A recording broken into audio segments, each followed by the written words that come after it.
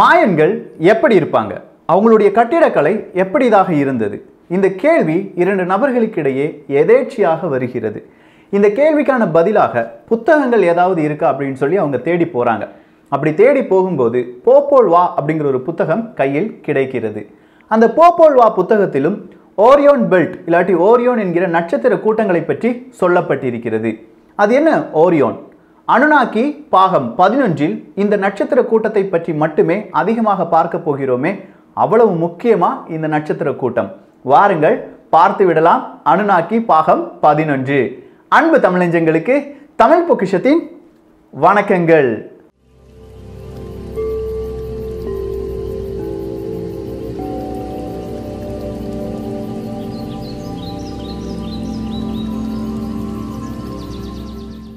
அனுநாக்கி fantasy film உங்களை அன்புடன் வரவேற்கிறது. பாகம் 11க்குள்ள வந்துட்டோம். ஸோ தமிழ் பொக்கிஷத்தை சப்ஸ்கிரைப் பண்ணாத நண்பர்கள் தயவு செஞ்சு சப்ஸ்கிரைப் பண்ணிக்கோங்க. ஏன்னா இது மாதிரி நிறைய பிளேலிஸ்ட் இருக்கு. இப்போ நம்ம பார்க்க போறது அனுநாக்கி கடைசியாக நம்ம பார்த்தது எல்லையில், அதாவது இந்தியா சீனா இந்த எல்லையில் UFO அன்ஐடென்டிஃபைடு ஃப்ளையிங் ஆப்ஜெக்டை பார்த்தார்களா, வேற்று கிரகவாசிகள் வந்திருப்பார்களா, இதுதான் 10வது பாகத்தில் பார்த்தோம். அதற்கு முந்தைய பாகத்தில் தான் இந்த நட்சத்திர மண்டலங்கள் அப்படிங்கிறத நம்ம பார்த்தோம்.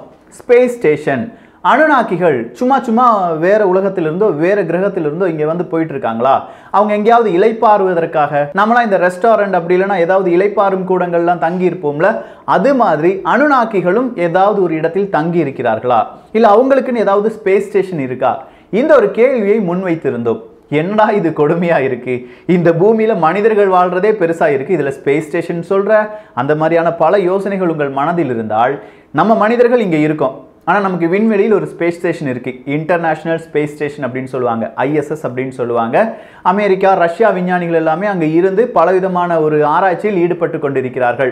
நம்ம விட அட்வான்ஸ்டானவங்க தான் இந்த அனுநாக்கி அப்படிங்கிற வேற்று கிரகவாசிகள். ஸோ அவங்களும் இதை விட பெரிய ஒரு ஸ்பேஸ் ஸ்டேஷன்லாம் வச்சுருப்பாங்கல்ல. அப்படின்னா அவங்க ஸ்பேஸ் ஸ்டேஷன் எங்கே இருக்கும்? நிலா ஒரு ஸ்பேஸ் ஸ்டேஷனாக இருப்பதற்கான வாய்ப்புகள் இருக்கிறதா அப்படிங்கிற ஒரு கேள்வி கேட்டிருந்தோம். அதை அடுத்த பாகத்தில் பார்த்துடலாம். அப்படின்னா ஸ்பேஸ் ஸ்டேஷனை விண்வெளியில் மட்டும்தான் அவங்க வைக்க வேண்டுமா?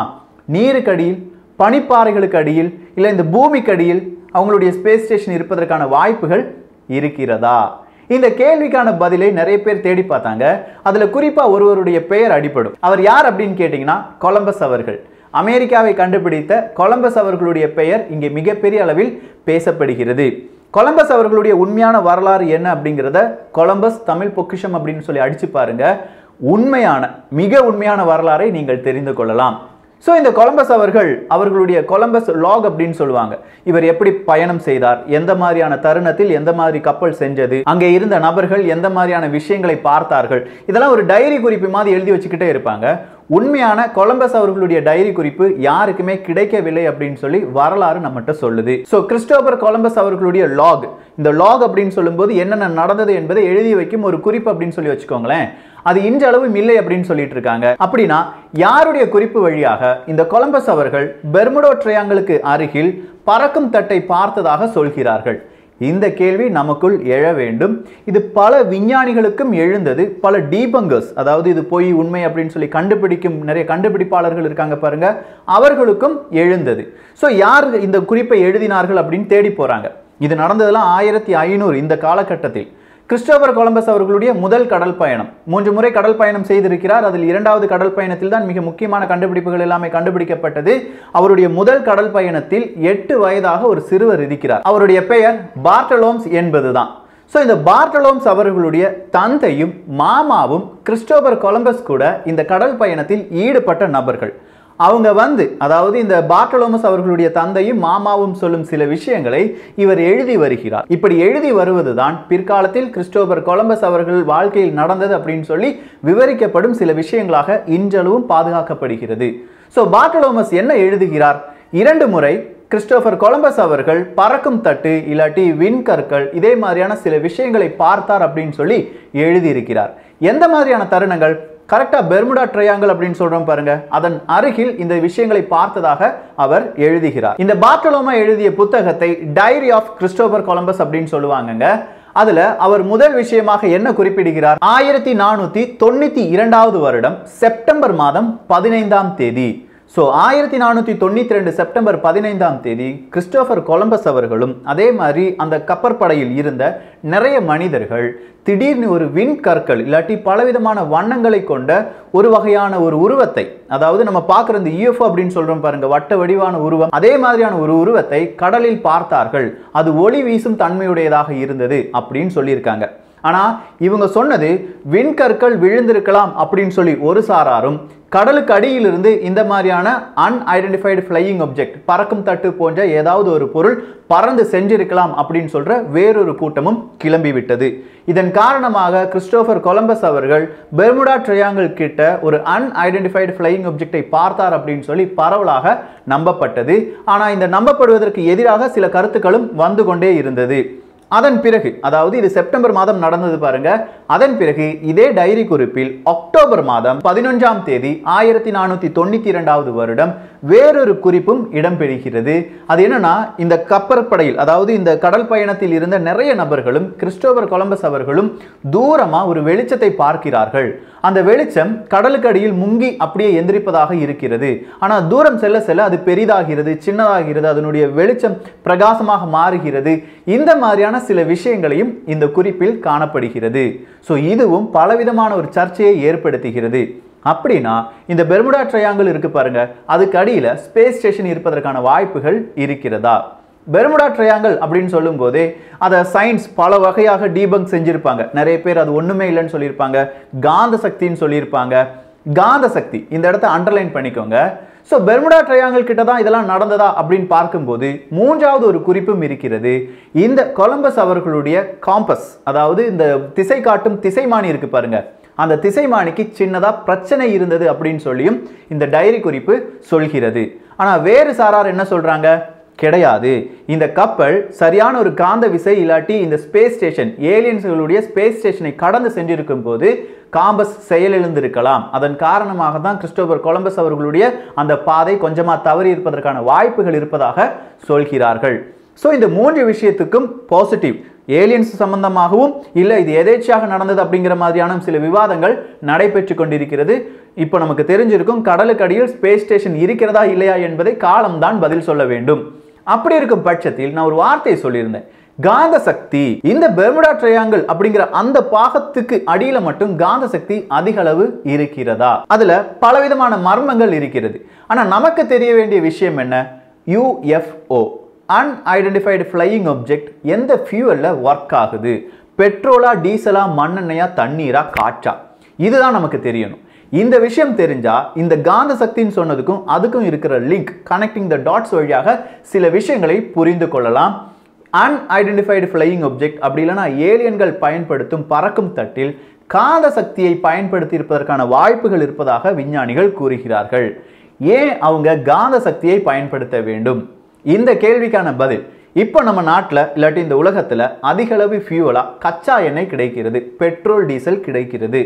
ஒரு காலகட்டத்தில் பெட்ரோல் டீசல் கிடைக்காதுப்பா, நீ இந்த தண்ணீர் இல்லாட்டி ஹைட்ரஜனை வச்சு தான் வண்டி ஓட்டணும் அப்படின்னு சொன்னா வேற வழியே இல்லாம நம்ம அதை வச்சு தான் வண்டி ஓட்டுவோம். ஸோ எந்த இடத்தில் ஒரு பொருள் இல்லாட்டி எரிபொருள் அதிக அளவு கிடைக்கிறதோ அதை வைத்து தான் வாகனங்களை இயக்குவார்கள் மனிதர்கள்.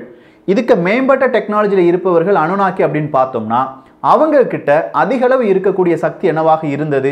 பூமி. அந்த பூமி அப்படின்னு சொல்லும்போது அது ஒரு காந்த துண்டு. நல்லா யோசிச்சு பாருங்க, காந்தம், பூமியும் ஒரு ஈர்ப்பு விசை கொண்டது தான். அதனால தான் நம்முடைய வெயிட், கிராவிடேஷன் ஃபோர்ஸ் எல்லாமே இருக்கு. ஸோ இந்த காந்த சக்தியை ஏன் அவர்கள் பயன்படுத்தி இருக்க கூடாது? யாரு? அனுநாக்கி பயன்படுத்தி இருக்க கூடாது. அந்த காந்த சக்தி இருக்கும் இடமாக பெர்முடா ட்ரையாங்கிள் ஏன் இருந்திருக்க கூடாது?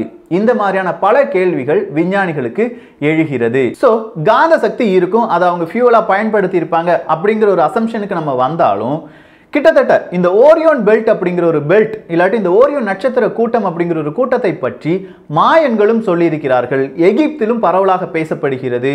இந்தியாவில் ஹிந்து மதத்தை எடுத்துக்கிட்டாங்கன்னா அவங்களும் இதே மாதிரியான பல நட்சத்திர கூட்டத்தை பற்றி சொல்லியிருக்கிறார்கள். பல மனிதர்கள், பல வருடங்களுக்கு வாழ்ந்த மனிதர்கள் எல்லாருமே வானத்தை பார்த்து, நட்சத்திரத்தை பார்த்து அதுதான் எங்களுடைய கடவுள் அப்படின்னு சொல்லி வேண்டி இருக்கிறார்கள். அப்படி கண்ணுக்கு தெரியும் நட்சத்திரம் எது அப்படின்னு கேட்டிங்கன்னா 3 நட்சத்திரங்கள் தான். அந்த 3 நட்சத்திரங்களையும் சேர்த்து தான் ஓரியோன் பெல்ட் அப்படின்னு சொல்லுவாங்க. இந்த ஓரியோன் அப்படிங்கிற வார்த்தை நம்ம அண்ணாந்து வானத்தை பார்க்கும்போது சின்ன சின்ன ஸ்டார்ஸ் இருக்கும், இல்லை அப்படி இல்லைன்னா மேகங்கள் இருக்கும். அந்த மேகங்கள் நமக்கு வரையப்படாத சில ஓவியங்களாக சில வேளைகளில் தெரியும். நட்சத்திரத்தை கனெக்ட் பண்ணி பார்த்தோம்னா ஏதோ விதமான ஒரு உருவங்கள் நமக்கு தோன்றும். அதே மாதிரி பல வருடங்களாக வானத்தில் அதிக அளவு பிரகாசமாக இருக்கக்கூடிய நட்சத்திர கூட்டம் எது அப்படின்னு கேட்டீங்கன்னா இந்த ஓரியோன் கன்ஸ்டலேஷன், அப்படி இல்லைன்னா ஓரியோன் விண் தொகுப்பு அப்படின்னு சொல்லலாம். இந்த ஸ்டார்ஸ், இந்த ஓரியோன் கன்ஸ்டலேஷன் அப்படிங்கிற அந்த ஸ்டார்ஸ் நம்ம கனெக்ட் பண்ணி பார்த்தோம்னா ஒரு காவலன் மாதிரியான ஒரு உருவம் வருவதற்கான வாய்ப்புகள் இருக்கு. அந்த காவலனுடைய பெல்ட் நம்ம போடுவோம்ல, பக்கிள்ஸ் பெல்ட் அப்படிலாம் சொல்லுவோம்ல, அந்த பெல்ட் பகுதியில் இருக்கக்கூடிய 3 நட்சத்திரங்கள் தான் இந்த ஓரியோன் பெல்ட் என்று அறியப்படுகிறது. இந்த பெல்ட் அப்படின்னு சொல்லும்போது இந்த ஓரியோன் பெல்ட்ல இருக்கிற 3 நட்சத்திரங்கள் அதுக்கு பேர் போட்டிருக்காங்க. அல் நிட்டக், அல் நிலம், மின்டகா என்பதுதான். ஸோ அல் நிலம், அல் நின்டக் அப்படி இல்லைன்னா மின்டகா, இந்த 3 நட்சத்திரங்களும் ஒரே நேர்கோட்டில் இருப்பதாக தெரியும். ஆனால் கண்டிப்பாக கிடையாது. 3வது நட்சத்திரம் கொஞ்சமா அப்படியே சரிவான ஒரு பாதையில் இருப்பதாக பிற்காலத்தில் கண்டுபிடிக்கப்பட்டது. இந்த ஒரு ஸ்ட்ரக்சர்ல தான் பிரமிடுகளும் பலவிதமான பிரமிடுகளும் கட்டப்பட்டிருப்பதாக விஞ்ஞானிகள் கூறுகிறார்கள். பல சான்றுகள் இருக்கின்றன. ஸோ ஓரியோன் பெல்ட்டுக்கும் இங்கே கட்டப்பட்டிருக்கும் பிரமிடுக்கும் என்ன சம்பந்தம்? இந்த ஓரியோன் பெல்ட் அப்படின்னு சொல்லும்போது 3 நட்சத்திரங்கள் அப்படின்னு சொல்லிட்டு இருக்கேனே, உண்மையில் அது 9 நட்சத்திரங்களாம். அல் நின்டக் அப்படின்னு சொல்ற, இல்லாட்டி ஆனிடக் அப்படின்னு சொல்லுவாங்க. இந்த பெயரில் 3 நட்சத்திரங்கள் இருக்கிறது. ரொம்ப தூரமா கிட்டத்தட்ட 1200 ஒளியாண்டுகளுக்கு அப்பால் இருப்பதால் அந்த 3 நட்சத்திரங்களும் நம்முடைய பார்வைக்கு ஒற்றை நட்சத்திரமாக தெரிகிறது. ஸோ அல் நின்டக்கை பற்றி தெரிஞ்சுக்கிட்டோம். அடுத்ததா அல் நிலம் அப்படிங்கிற நட்சத்திரம் தான். இது ஒரே ஒரு நட்சத்திரம் தான், ஆனால் சூரியனை விட 30லிருந்து 60 மடங்கு பெரிய நட்சத்திரம் அப்படின்னு சொல்லியிருக்காங்க. கடைசியா பார்க்க போனா மின்டகா அப்படிங்கிற நட்சத்திர கூட்டம் தான். இந்த நட்சத்திர கூட்டத்தில் 5 நட்சத்திரங்கள் இருக்கின்றன. ஸோ 5 + 3 + 1 மொத்தம் 9 நட்சத்திரங்கள். அதை 3 நட்சத்திரங்களாக நம்முடைய கண் பார்வைக்கு தெரிவதால் அந்த 3 பெயரில் நாம் அழைத்து வருகிறோம். இது எல்லாமே 1200 இல்லாட்டி 1500 ஒளியாண்டுகளுக்கு அப்பாற்பட்டு இருப்பதாக இப்போது இருக்கும் விஞ்ஞானம் கணித்திருக்கிறது. ஸோ அங்க இருந்து எப்படி இந்த ஒரு விண்பயணம் செய்து அந்த அனுநாக்கிகள் இல்லாட்டி வேற்று கிரகவாசிகள் அப்படி இல்லைன்னா அன்ஐடென்டிஃபைடு ஃப்ளையிங் ஆப்ஜெக்ட் எல்லாமே பூமிக்கு வரும்? அதுக்கு தான் ஐன்ஸ்டீன் சொன்ன வேர்ம் ஹோல் என்பது சாத்தியப்படுமா என்று வேறொரு விதமான விஞ்ஞான கூற்று இருக்கிறது. ஸோ வேர்ம் ஹோல் புதுசாக நம்ம பார்வையில் வந்திருக்கு. வேர்ம் ஹோலை பற்றி ஒரு 2 வருடத்திற்கு முன்பாகவே தமிழ் பொக்கிஷத்தில் பேசியிருக்கோம். அதுக்கு லிங்க் கீழே டெஸ்கிரிப்ஷனில் இருக்கு. இந்த ஓரியோன் பெல்ட் இங்கிருந்து தான் வேற்று கிரகவாசிகள் பூமிக்கு வருகிறார்களா அப்படின்னா மாயன்கள் சொல்லியிருக்கும் அந்த ஓரியோன் பெல்ட்டுக்கும் இந்த எகிப்து பிரமிடுகளுக்கும் என்ன சம்பந்தம் இருக்கிறது? மாயன்களுடைய வரலாறு 17ஆம் நூற்றாண்டில் தான் கண்டுபிடிக்கப்படுகிறது. ஆனால் அந்த கண்டுபிடிப்பு எப்படி நிகழ்ந்தது? 2 நபர்கள் சேர்ந்து மாயன்கள் அப்படிங்கிற மிகப்பெரிய இனத்தினுடைய வரலாறை கண்டுபிடித்தார்களா? அந்த சுவாரஸ்யமான நிகழ்வு எப்படி நடந்தது? அடுத்த பாகத்தில் பார்த்து விடலாம். ஸோ இந்த பாகத்தை குறித்துள்ள உங்களுடைய கருத்துக்கள் இங்கே வரவேற்கப்படுகின்றன. எல்லோரும் தமிழ் பொக்கிஷத்தில் இணைந்திருங்கள். தமிழ் பொக்கிஷம் சேனலை சப்ஸ்கிரைப் செய்யாத தோழர்கள் தோழிகள் தயவுசெய்து சப்ஸ்கிரைப் பண்ணிக்கோங்க. நல்லதை பகிர்ந்து நல்ல சமுதாயத்தை உருவாக்குவோம். நன்றி, வணக்கம்.